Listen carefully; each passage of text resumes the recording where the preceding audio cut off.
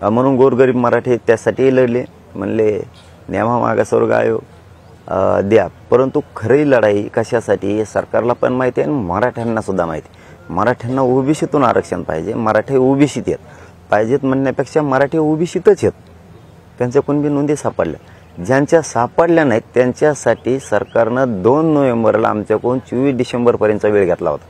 तुमच्या मागण्याप्रमाणे जर द्यायचं असलं आणि हे जे आता आम्ही 4 शब्द लिहून नेतोय तुमच्याकडून सगळ्या सोयऱ्यांचा त्याच्यामधलं एक, याची अंमलबजावणी करायची असली तर आम्हाला 2 महिन्याचा वेळ द्यावा लागणार आहे. आता 24 डिसेंबरला 2 महिने झाले त्यांचे पूर्ण.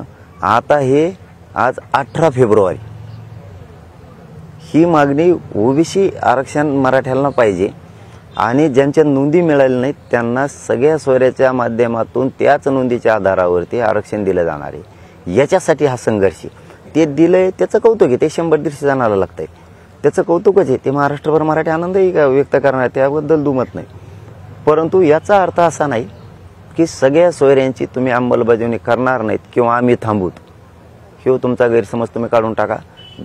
सगळ्या सोयऱ्यांची अंमलबजावणी झाल्याशिवाय त्या अधिसूचनेची हे आंदोलन थांबू शकत नाही आणि पुढची दिशा 21ला आम्ही ठरवणार आहेत. मग देश विदेशातील प्रत्येक घडामोडींचे लाईव्ह अपडेट मिळवण्यासाठी आता साम टीव्हीच्या सर्व सोशल मीडिया प्लॅटफॉर्मला लाईक, फॉलो आणि सबस्क्राईब करा. तसंच सर्व नोटिफिकेशनसाठी बेल आयकॉन प्रेस करायला विसरू नका.